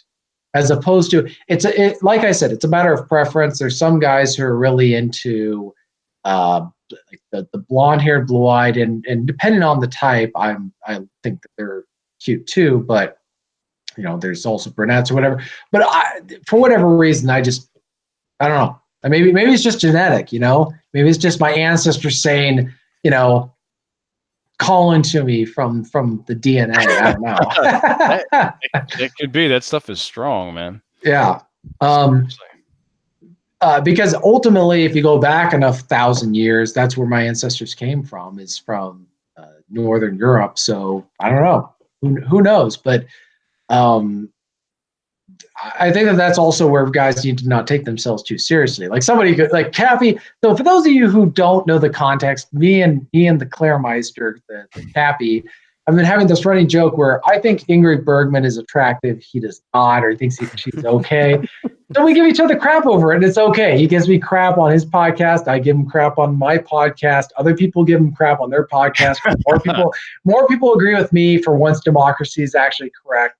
The mob rule is correct. But you just have fun with it. It's a joke. Yeah. Right? We don't take it too seriously. I don't take it, get offended. Unlike Star Wars fanboys, right? Star Wars soy boys, yes. Okay, can we speaking of which, one of the guys brought up Brie Larson. Yeah, she was actually, because she was in a film that first came out back in 2012. It was that remake of 21 Jump Street. She was actually kind of cute. But I mean, talk about a girl who's completely destroyed any likability. Because she's insufferable. I want you guys to do an experiment or a test. I'm being kind of serious, being serious when I say this. Watch Casablanca if you haven't seen it, and think and ask yourself as you're watching Ingrid Bergman's character, because this is, I think, the important part of what I find attractive about her is the qualities she has as an actress in her films, and especially that film. Very feminine. Now, imagine if Brie Larson had the same type of qualities in a movie. I don't think we would find her more attractive than we do now. But the problem is that everybody was making fun of her when that trailer for the film first came out for Captain Marvel. She had that face that I'm pissed off look throughout the entire thing. It's called resting bitch face. Yes. Right. And so imagine if she was in a film or as and as we know, that's the way she is in real life. Now imagine if she was being very feminine and she was very gentle or soft-spoken and she was polite and she was kind and just that kind of behavior. That now she wouldn't be Captain Marvel necessarily, but I'm just saying it's made her so that guys like me are just completely not even interested. If we met a girl like that in real life, we'd be completely uninterested in any way, even though there's parts like her face is kind of okay. I thought she was cute in 21 Jump Street, but Hollywood's destroyed her apparently. But I guess that's my point is also, I think what made Ingrid Bergman, aside from physical stuff, she's also the qualities of her character in that film were just very attractive to someone like me. Like I would be, if I met a girl who behaved like that, it would be very appealing compared to how women are being trained to behave nowadays, which is like Brie Larson. In fact, compare and contrast those. It's a complete turnoff. It's just right. But think about this.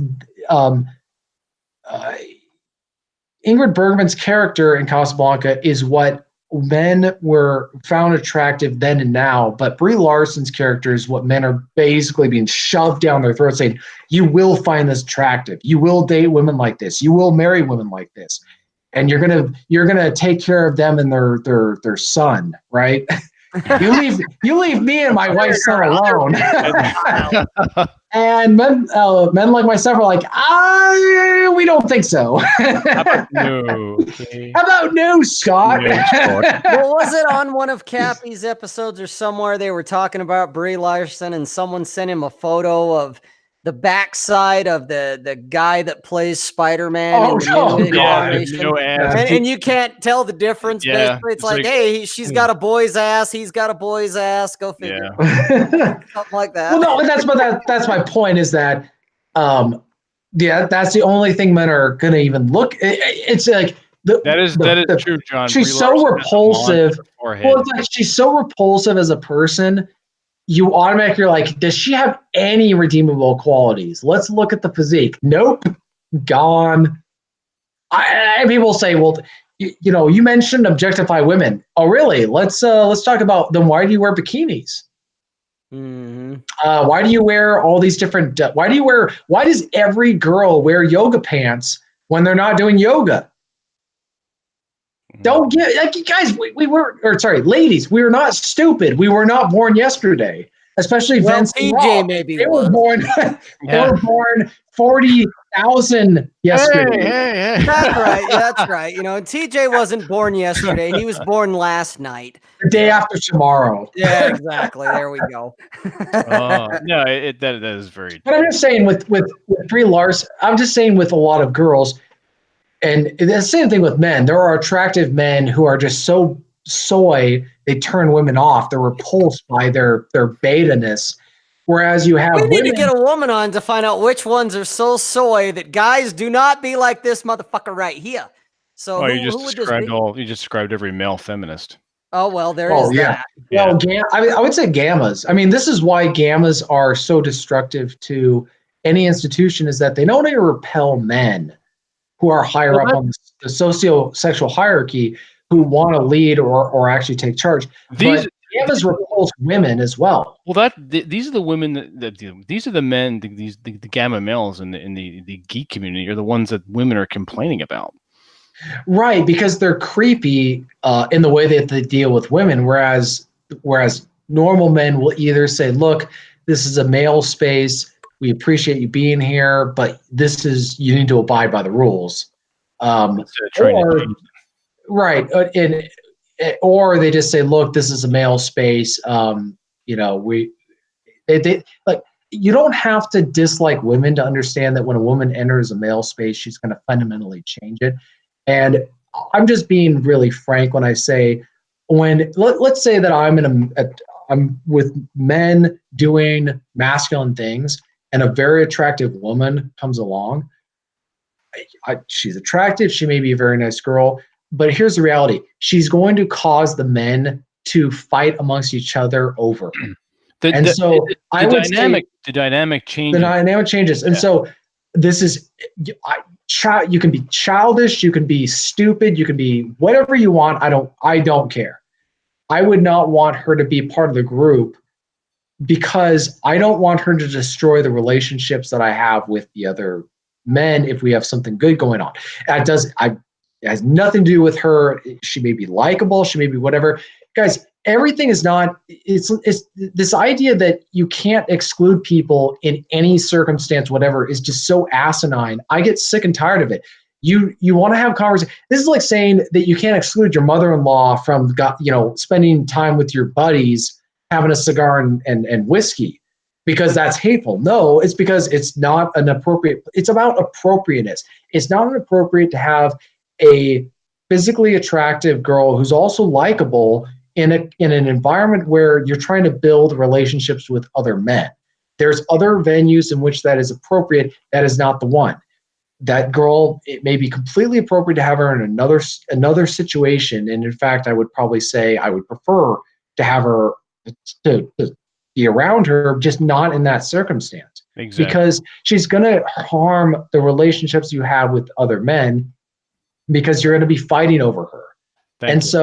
Yes. And we've talked about this before. This is not, I'm so tired of the argument that anytime we want to exclude women from something, it's because we don't like them. No, I love feminine and the feminine, and I love, we love women and all that stuff. It's about setting healthy boundaries and defending those because we care about what's inside of it. Exactly. And Rob and I were talking about that not too long ago, about anytime there's a group of men that get together, not that we're like, oh, exclude women, we hate. No, we're gathering together to form relationships, push a business, talk over the day, make plans. It's almost as if we're twirling our mustache and smoking our cigar and figuring out or trying to figure out how to fuck over women. No, that's not what we're doing. Yeah, like that's not, no. So somebody commented that loser men fight over women. That are men who can't control their emotions. They see a girl that they're really attracted to. And I think the real danger is men who put their validity in their self-worth and their ability to attract a woman. So they constantly feel this need. Whenever there's an attractive woman, they have to prove their worth by making it, they're not even interested in the girl. They just need to get the girl to like them so that they can, at the least they reject them, but say, I got the girl to like me.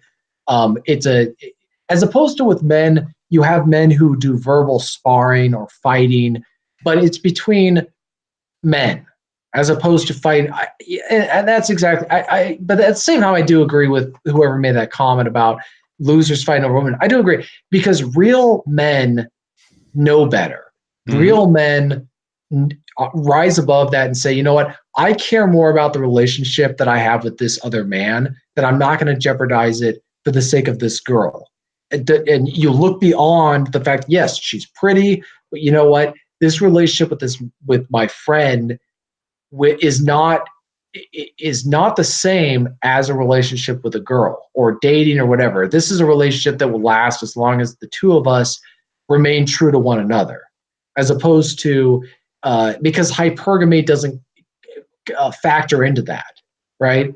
I think that that's the real validity, or the true value of a male friendship, where men see value in staying loyal to one another no matter what. Whereas in a lot of relationships nowadays, it's almost seen as a weakness. Like the fact with men, when you know that another man is going to be loyal to you through thick or thin, you see that as a positive virtue and something admirable. Absolutely. Whereas as Rollo has pointed out, I don't care what people have to say about the morality of it. Men who create security and comfort with their relationships with women is actually a bad thing in a sense, because tension and uncertainty is what drives the attraction, right? A woman who knows a man's going to be there no matter what she does, that's going to make her lose her interest in him, or she has to fight it. Yeah, it's boring for her. It's like with most Right. divorces, women are complaining about several things. One, he's never around, and he's Right. boring. And he's boring. I think that that's the confusion a lot of men get who've been raised improperly. They think of their friendships with men as the same as their relationship with a woman. They're not. Whereas with a man, when they pledge you read like these tales from the Arthurian legends or the Song of Roland or whatever it is, where you have these men willing to fight and die out of loyalty for their friends and their comrades. We look at that and we see so much that's admirable and worth honoring. Whereas in a relationship or romantic relationship, it's almost it is a weakness. Like this idea that guys are. Oh, I married my best friend. Get the fuck out of here! No, your best friend is the guy that you will go die with, or stand with no matter what, even when he's being a moron or whatever. It's But not that you're not friendly with your girlfriend or your wife, whatever. But she's not your fucking best friend. And if there's a problem. Yeah. So I guess that's where a lot of men get confused, particularly within the geek world, because they see. I think people that, and this is almost a separate podcast, but chivalry.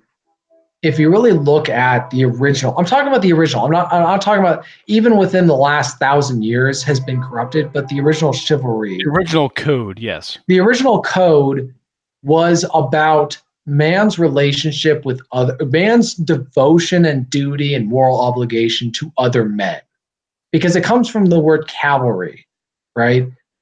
Chivalry comes from cavalry and that, and so it's a combat oriented code. And if you look at the Song of Roland as one of the earliest codes of chivalry, it's completely about men.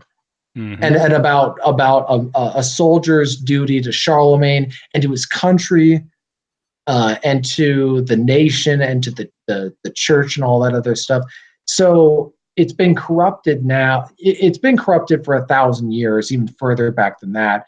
But we look at that, and I think that that's where men really get confused, because that we have this natural desire to prove our loyalty in circumstances and contexts that are not healthy. And I think that that's where the white knight really comes in, and a lot of unhealthy behavior is they think that proving their loyalty generates a attraction where it doesn't. Whereas men, you build up a relationship with a man and he shows that he's loyal to you.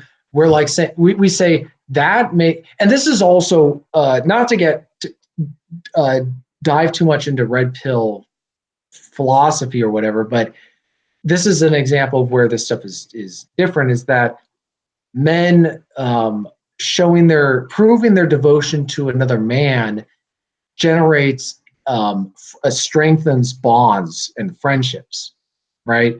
Where you stick through it. A guy does you wrong and you say, you know what, you're my buddy, you're my friend, I'm here for you, and I'm gonna help. I'm gonna stand by you, or I'm not gonna just abandon you just because you do me wrong this one time, right? And we see that as something that's admirable. Whereas with a woman, that's not going to generate attraction. And so that's where we get confused about that kind of stuff. Raul's in the chat, and he says that chivalry was bastardized by courtly love. Yeah, dude, courtly love. And so, yeah, Rollo's right. Rollo's done a bunch of great essays on this stuff. I recommend you go to rationalmail.com and look up some of his stuff. I've been reading it, and you really have to go back. Classic example, a code of honor written by men, for men, between men, and it's turned into this thing where it serves the feminine, where it's about, the courtly love thing, which is it was bastardized by the feminists of the day.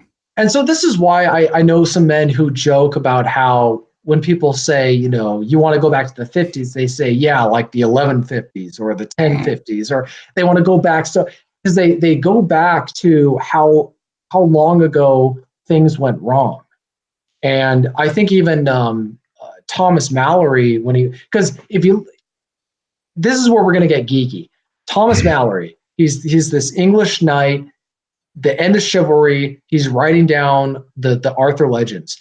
People really need to understand the romance between Lancelot and Guinevere was really the French versions, whereas there was the Arthurian legends that were purely Welsh, because Arthur was, if you are historically inclined, he was Welsh.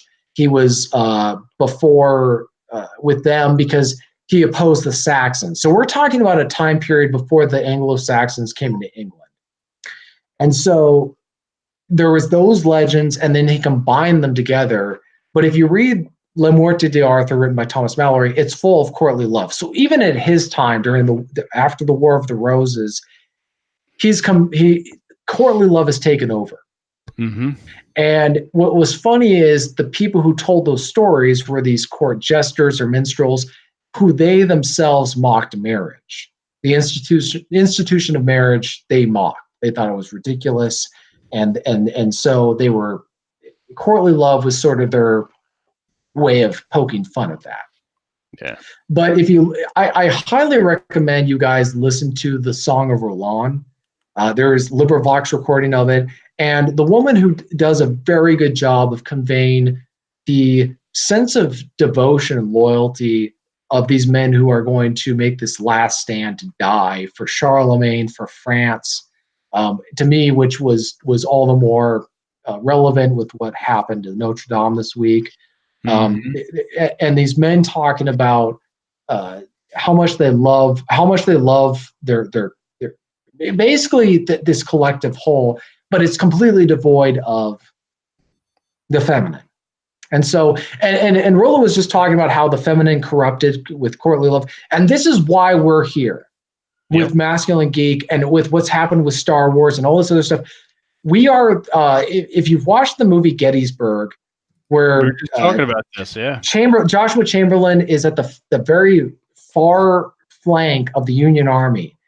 And his commander said, you cannot withdraw under any condition, because if you do, the rebels will come up on this ridge and flank the Union Army from behind. If you fall, the battle is lost and the war will probably be lost. We're a pretty good flanking maneuver.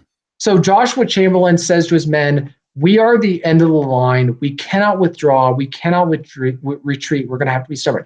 That is what Masculine Geek is. We are the flank, and we're going to hold the line when it comes to masculinity, when it comes to traditional masculinity, when it comes to holding true to these principles. That's either Western civilization or geek stuff. This is an area where we are going to stand firm. We are not going to be compromising. We are going to be, and in fact, we're not going to just be defensive. We're going to, as Vince was just saying, we're fixing bayonets and we're going to charge. Yep. Because we're kind of at that point. We're not going to be there's no compromise to be had. We're going to have to attack. We're going to have to go back and retake spaces that have been converged. No more capitulation. No more capitulation. No more rolling over. Nah, bullshit. No more saying, well, we can rationalize this or we can make this work. No. It's only the offensive now. We're done. This is as far as they're going to go. They are not going to get one step further on anything. And if it's going to have to be, I'm not trying to overstate the importance of what we're doing, but guys, there's nothing else. What do we have? What else do we have? We have nothing else left. Everything that we care about is being converged and taken over. So this is kind of the last stand. And so I would really, I hope that's what we're trying to accomplish. That as much as we like to talk about stuff that sounds like it's just kind of a hobby or interest, we're at the same time we're defending stuff that other men would fight wars over, because it's come down to that. Not trying to be too deep with this stuff or serious, but if we're not serious about it, we end up losing it. Yes. And so we are Rob, Vince, and I are fighters, and we're not going anywhere. And people may come after us as we gain in popularity, and I think we're going to, because I think we're going to touch on stuff that a lot of men are thinking about. And no one is voicing, but they're all thinking the same thing. Yeah, no one is voicing, but we're going to do that. And when that comes, we'll be ready for them, and we'll be ready to go on the attack, because men like myself, and I think Vince and Rob are the same. We've been studying this stuff and reading about this stuff and thinking about this stuff for a long time, and we know how the enemy thinks, and they're going to be very surprised when they come after us, because they will be shocked at how well versed we are in the way that they operate. Amen.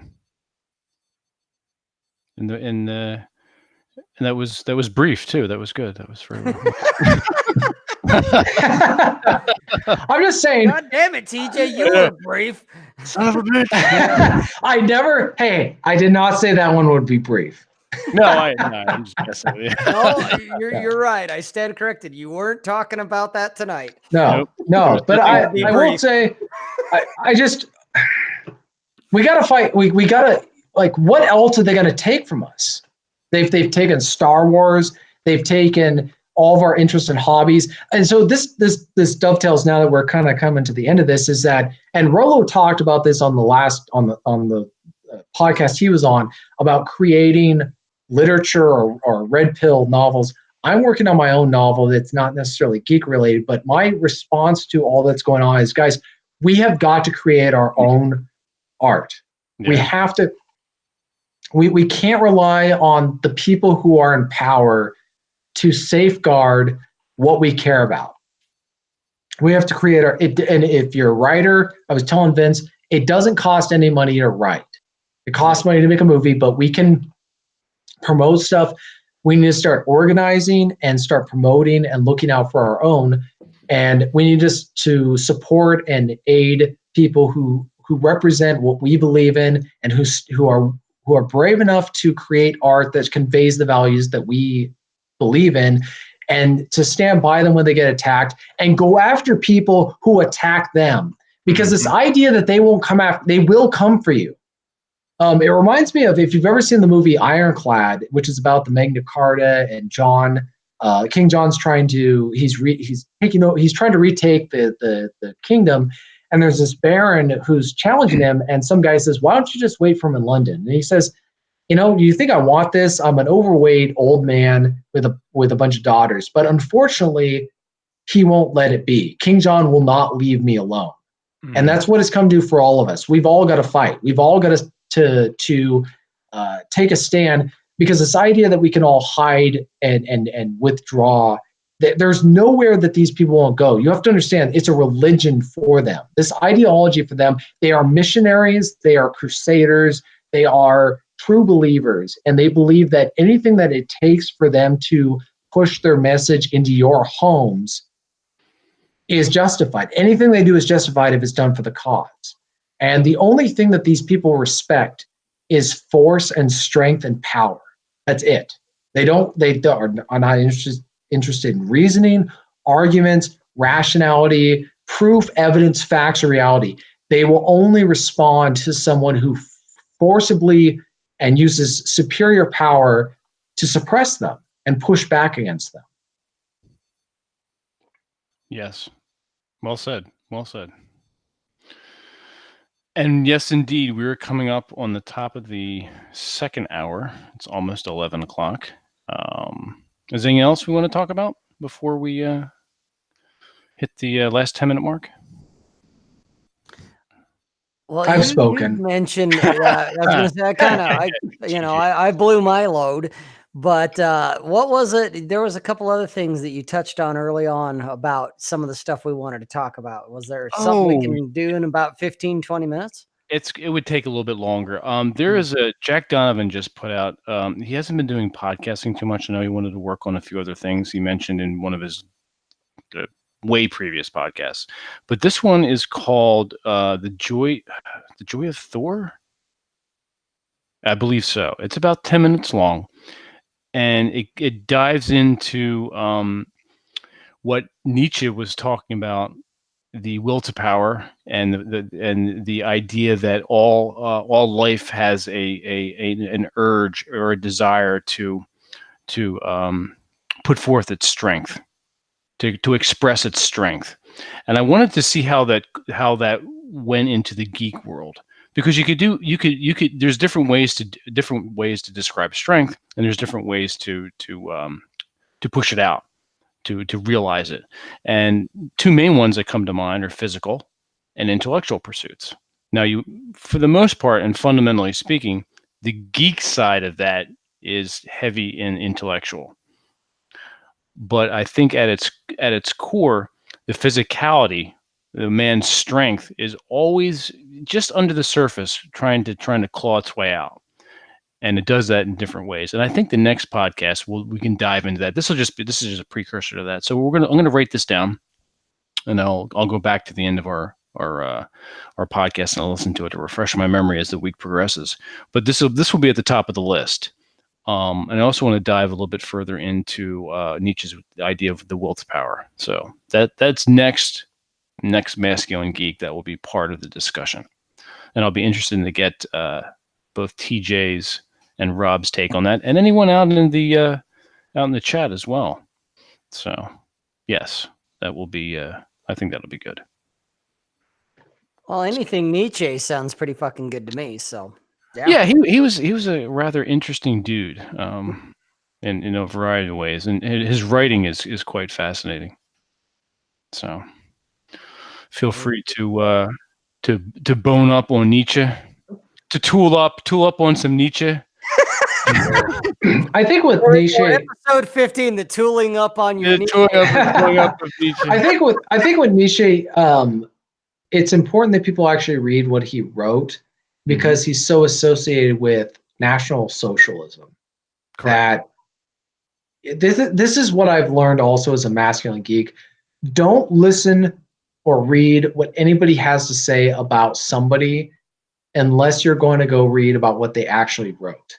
Read what somebody actually said yourself, because you will be surprised at how inaccurately someone will describe or relate what somebody actually, they'll say, this is what this person said. And then you go read what they actually said, and you go, wait a minute. You took them out of context. You didn't say what they actually said.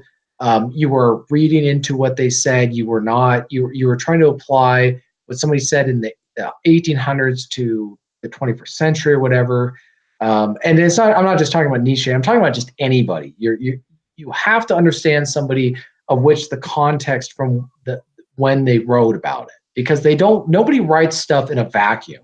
whether it's politics or philosophy or anything, they're writing within the context of the time period that they are living in. And that's affecting so much of their values and all that kind of stuff. So I think but at the same time, you need to verify as much as possible, independently verify what somebody actually said, instead of just taking it from what somebody else claims they said. Yeah, absolutely. Yeah, that's very important in a lot of aspects of life. Hang on a second. Continue. I'm writing something here. What are you drinking, TJ? That's a Coke and rum. Okay, well, You're we the only need to one I get- know it says Coke and rum. It's just We I need would to do get rum you and drinking Coke. more of those, because you kind of get wound up and lit up and You have to fired go up. back. You're gonna have to go back and watch this You episode. get tooled up when you drink Coke and rum, man. We need to get you on that more often. Did you ever see those those memes where it has the one guy, it says, "I'm not going to talk politics," and then they had it says few drinks later, and they're whatever, whether it's the Crusades or or I'm trying to think of an example of just I just think it's funny. No, I think, as I said in the chat, I think that what happened this week has really kindled that, but just you get so frustrated because you think, what, and this is a question, as someone who lives in the Pacific Northwest, where there is there's nothing, we're still pioneers on the frontier. When you look at the span of history, we have nothing. And so I just have to, I keep asking myself, and I've asked other people, what do we have? What do we have for ourselves that's not being taken? And as Rollo said today on Twitter, feminism ruins everything. They've taken so much from us. They've stolen things that they didn't create, converged them, and people are too stupid or weak or lazy or dumb or just cowardly to point it out and call them out and say, we're not going to support you or have anything to do with you. We want nothing to do with you. Just because you have a Star Wars brand on you doesn't mean that you're Star Wars. You don't convey any of the values that has anything to do with the original trilogy or whatever it is that they want to take over. And nobody's standing up to them. Nobody's saying, you know what, we love this brand. We love what this thing stood for, and you're coming in. Imagine that, for example, and I'm sure Aaron would have thoughts on this, and I hope he rants about it on his podcast. Imagine if they took Cowboy. Come here and rant about it. Well, imagine they took Cowboy Bebop and they did a feminist version of that, where they had a female Spike and a female Jet, and Shh. Don't give them any fucking ideas. Well, I'm just, you know what? They're satanic. We don't need to give them inspiration. They have their own inspirer in the devil. And so, yeah, exactly. So it's just, what will they I mean, this is my point, is the only option men like us have is to point this stuff out on this channel, to attack it, to call it out, and then create our own art. We have to create our own art. We have, as they're defiling all that is good and beautiful and noble that was made by our people who came before us. The only thing we can do is move forward by creating something that's equally as noble. You're right. The truth and beauty is being crushed. It's being shouted down. It's being burned. So you're right. Creating our own art, creating our own media platforms, all of it. We hold the line on channels like this. We hold the line and fight so that we can create the art that other men, ideally later on in the future, will look at as something to aspire to. I mean, that's my hope. I've worked on I have all these different projects that I hope will inspire others to move on, but and to do the same thing. But I'm just thinking everything that, I mean, we're kind of at the spot where there's nothing else left but to fight. We have no other choice. Well, yeah, we're backed into a fucking corner. Yeah, and so my whole thought is, this is a bit of psychology, but just my type of personality is that we will forbear so much, but our emotions and our temperament are not like a thermostat. We're like a switch. And once that switch gets flipped, it's done. The discussion's over. The debate's over. Arguments are over. We're in war mode. We're in total war combat, and we're going to fight. And we don't care. Like the discussion's over. Like it's total annihilation. It is. We are there to destroy the enemy because we understand that there is no compromise. It's unconditional surrender on the part of the enemy, because we've seen already, we have so much to convince us that there's no debating with these people. There is no, oh, if we can come to an understanding. The only understanding is we win and you lose. That's it. That's it. It's like a game. It's like a video game. There's no, settling the score or we splitting it half and half. It's no, we're going to force you to submit to us, because the only other alternative is, to me, unbearable, unthinkable, and intolerable. And we'd rather fight it out. We'd rather give it the best we've got. Just, if for nothing else, just self-respect. I think that's so plaguing among geeks and other men who tolerate this nonsense, is this: they have no self-respect. They don't have any dignity. They'd rather live on their knees than die on their feet type of Right. thing. We're all going to die standing up. That's right. There's worse things out there than death that can gnaw at you. Jesus Right. Christ. This is true. Yeah. Yep. Fix bayonets. Yeah, exactly. We can't run. And if they come up here, we don't have ammo. So let's fix bayonets. Absolutely. And on that note, fix your bayonets, gentlemen. It is 10:59. We're going to bring this episode to a close. We want to thank everyone in the chat for joining us. It was a very lively discussion. Thank you for TJ for his wisdom in talking about his article, which, if you haven't read, go to masculinegeek.com and check out his articles there. They're very good and worth your time and effort. And Rob as well. Rob puts out some very good and interesting, outstanding content as well. So, yes, everyone. So we're going to go ahead and talk about what we're working on and where you can find us. Rob? Well, you can find me at robsays.net. You go to the contact page, you'll find my links to Twitter, my links to YouTube. I put out at least an article a week, if not two. I've been on a roll lately where it's a couple articles, and it's mostly just whatever kind of grabs me at that point. It's kind of red pill related in that sense. I put out at least a video a week. Sometimes I do my version of Salt Lake Sit Down, where I'll just kind of talk about whatever for about an hour. You can also find me on anchor.fm/redpilled. That's my audio version for those of you who want to listen. Like if you're like me and you're driving around in a truck all day, it gives you a chance to give a listen. But that's where you can find me, robsays.net.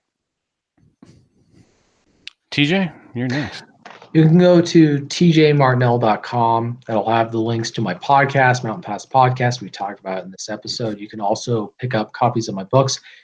Look, so if you want to read masculine books written by a masculine author, you can buy Men Who Walk Alone. Vince just picked it up. It's really good. I suggest you do so. Do it. I did an interview with John Steele on YouTube. You can go listen to it on YouTube. I also wrote a series called The Stringers, and I wrote a lot of that series after listening or reading Rollo Tomasi's stuff on his website, The Rational Male. So I wrote it with an explicit intention of making it red pill. So if you want to read a series that has those values conveyed, you can go read through The Stringers and then The Informers and then The Redeemers.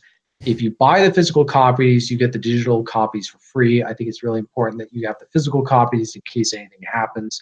Mm-hmm. And then I'm working on new work. So the more people buy my books, the more I have the financial ability to dedicate my time to doing that kind of stuff. You can also sign up for my newsletter on my website. I just send it out as updates. I don't spam people every day. It's just to keep you guys informed of the work that I'm doing. But yeah. Excellent. And if you haven't done so already, share, and discuss this episode. And hey, you took my lines. Yeah.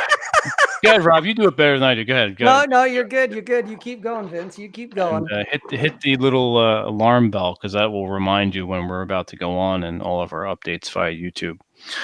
You can find us at masculinegeek.com. You can go on SoundCloud, Masculine Geek. I'm working on getting us on iTunes as well, but we'll see what happens from there. And you can also sign up for our newsletter, which drops every Monday. And it's interesting because you get content from all three of us on a variety of diverse topics. And I guarantee you will not be disappointed. So go sign up for that. Go check out the website. Go listen to us on your drive, your commute, when you're working out, when you're just sitting down and enjoying a drink in front of the fire. All right, that'll be it, everyone. Thanks again. We appreciate you chatting with us and joining us for episode number 15. And we will see you next week for episode 16, same time, 9 p.m. Eastern. Thank you. Good night, everyone. Night.